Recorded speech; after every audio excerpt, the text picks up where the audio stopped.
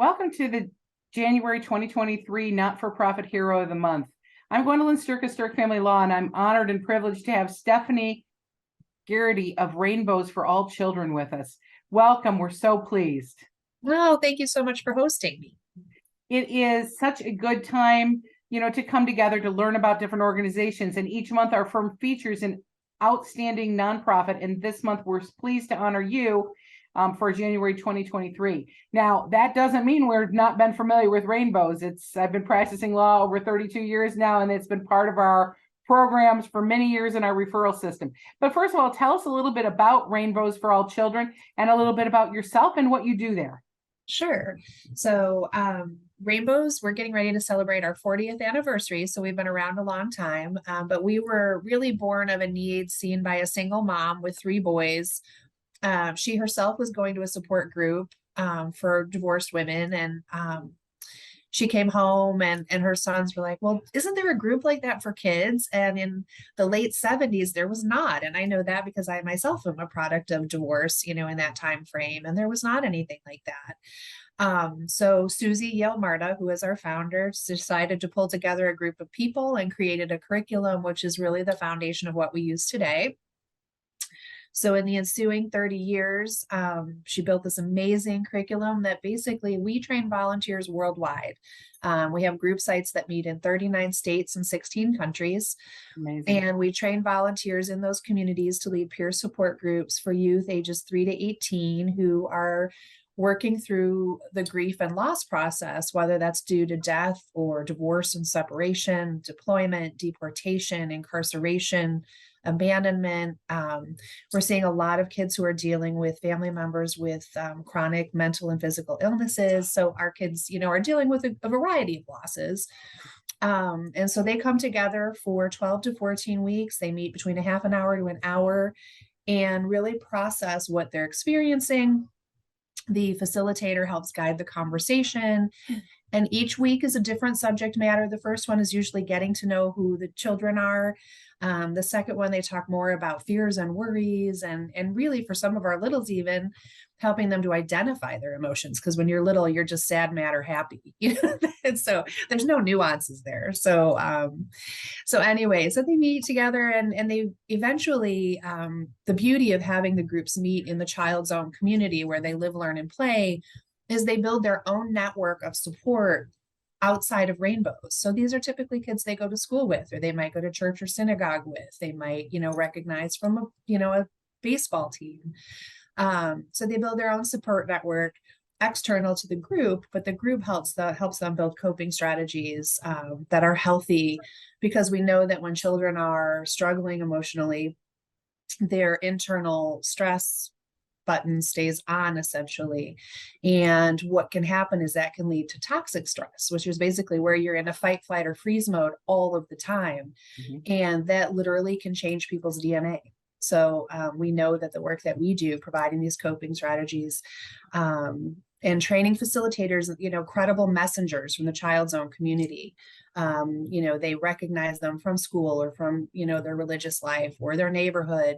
And, versus me going into a group and, spending weeks and weeks getting to know them and helping to build trust. And it's much easier to take someone from their own community who looks like that child, talks like that child, has a better understanding of what's happening in the neighborhood and environs around that child. So what I do is I have the happy opportunity to lead this group of amazing people, from our board members to our advisory board members, our donors, our staff, our incredible volunteers. I get to work with all of them and kind of steer the ship. So it's great. That is very fun. One of the things, and over the years, certainly we've recommended a lot of clients with children over the Rainbows program, but walking out of it when I'm on the backside, because I always like to hear from people afterwards, because that's the greatest reward for me as a practitioner, to see how they move on with life. And I've often asked, what was the greatest benefit of the Rainbow program? And what was interesting to me was that the answer I would get from parents is that they felt that their child understood that they were not alone. It wasn't only their family going through it. Yeah. Can you give us any illustration of that, about how you've seen that develop in the group?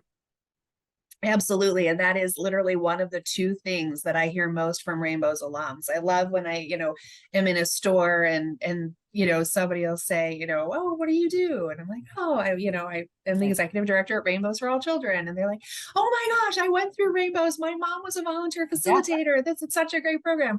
Rainbows was the first time I realized that what was happening in my family was not my fault.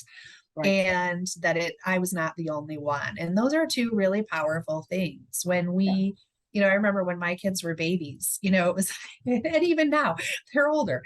And now I'm like, I do my very best to make them feel like they are the center of my universe. And in many ways they are. Right. But when they're little and even into adolescence, this scenario we've created where they're the center of our universe makes them think they're the center of every universe. And now everything that happens is as a result of something that they've done. They've somehow made it happen. So helping to erase that a little bit is very powerful. And that piece of not being alone. Nobody wants to be different. Right. And so we are similarly situated, even though we don't know it. And as kids, learning that, I think, becomes an essential tool. Yeah. And what we found by having mixed loss groups, so we refer to them as mixed loss because it's very often a child who's lost a family member to death, another that might have lost someone to divorce, another that might have lost someone to abandonment.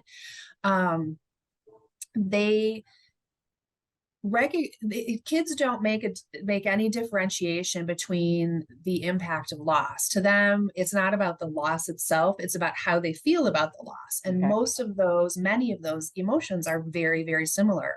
I'm really mad that my dad left. I'm really mad that my mom got sick. And it's interesting the empathy that it builds among children and youth. It's really fascinating to see. We had a great illustration of a mom. Two little girls were in the same group and they had not been friends prior to group.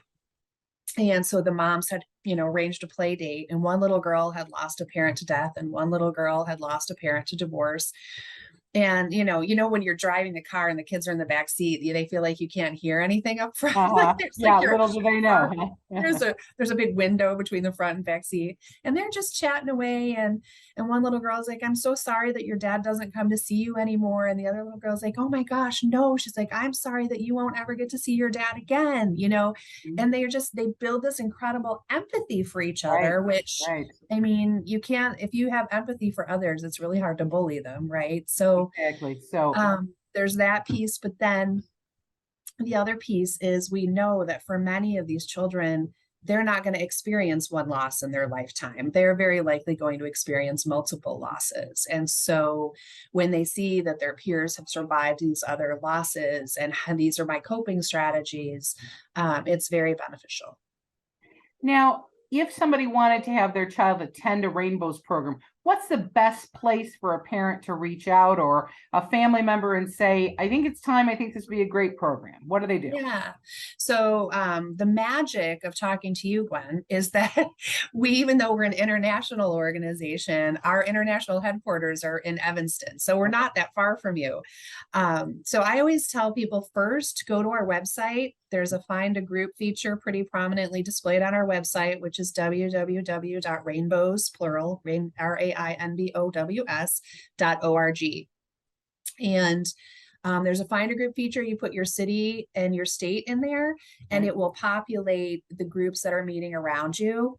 That being said, because a lot of our groups meet in schools, and they typically run on a school calendar. So groups might run October, November, December for one session, and then January, February, March for another. Sure. There might not be a group meeting actively in that moment that pops up on the website. So if that's the case, our number is on there on the website, and you can always email info@rainbows.org. And everybody here is very happy to help, give of what we know. And because you're so local to us, we often know when there's a group that is either getting started or somebody has just taken the training to become a volunteer facilitator. And so we have some of that insider knowledge and can help direct families. The other thing that I think would be really interesting to the people that might be listening today is for them to become a facilitator. Maybe they lost a parent as a child, or they went through some kind of significant loss, or they were in a family situation where there was a divorce or the parents were split up or there was some kind of change there that really had an impact, and they want to now as an adult give back. How do you become a facilitator and what's involved with that? Sure. So the biggest piece is to just have a giant caring heart and a good listening ear. Many of our facilitators come to us that way. And interestingly, we have a number of board members who either were Rainbows kids or they recognize that they would have really benefited from a Rainbows program growing up, and they want to make sure that we're in existence for a long time to be able to meet the needs of those kids. So, really having that compassionate heart and really coming to it from a place of, I want to help others. I had a graduate student ask me on an orientation call about a year ago. She's like, well, I had this really terrible loss when I was a child. Do you think I'd be a good facilitator? And I said, well, it depends. Can you sit and listen to the children in your group or the teens in your group and help them process what they're feeling without bringing what you're feeling into it, or your own story, right? And we always want to share our story. We want to normalize it. So, but honestly, anyone with a clean federal background check can be a facilitator. So like I said, a lot of our facilitators, a lot of our groups meet in schools, which is wonderful because that's where kids spend a third of their day. Right. And when you take a caregiver out of a situation, that just puts more strain on the caregiver who's still there, right? So it might be financial, it might be transportation, it might be time. So it's hard to get a child to a group. So having it in a school is a great opportunity. The downside to that is that those groups are typically only open to the students in that school. So we have a number of sites that are what we call open sites. So they might be at a house of worship, they might be at a local library, a community center. Interestingly, we've had a number of family law offices in the last year start offering groups, which has been great. And what's great about that is that, when you have to bring kids in for various and sundry reasons to have conversations, it's recognizable to them as a safe place. Sure. But so anybody who is interested in offering a group could absolutely reach out to us through our website. We'll give you the information on how to get your background checked if you don't already have one. And then we'll give you all the information about training. The training is about 8 hours. It's online, self-paced. It was designed to be delivered by absolutely anybody. You don't have to be a psychologist, a social worker, a teacher, an educator. Very often, as we found out during the pandemic, when there is a crisis, the first people to really get slammed are those heroes, those caregiver roles like social workers, nurses, psychologists. Even now it's almost impossible to find a counselor if you need one. Right. Everyone is so booked. So by having, the school librarian be able to offer the group, or the youth minister at someone's church, that takes some of the load off of those, those first responder type roles. So, and again, and this is not in place of that mental health care, if that's what something. It's a supplement.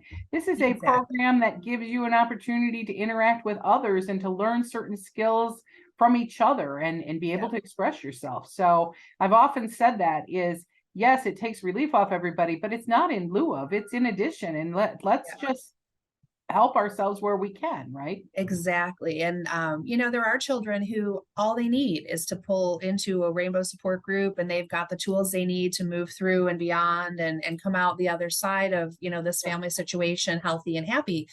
But there are kids who need so much more. And there are, I had a call from a school social worker not too long ago, and she's like, you're on speakerphone in my office with mom, and dad died 6 months ago, and her first grade daughter is talking about taking her life so she can be with her dad. And like, okay, Rainbows is not where this child needs to be. Right.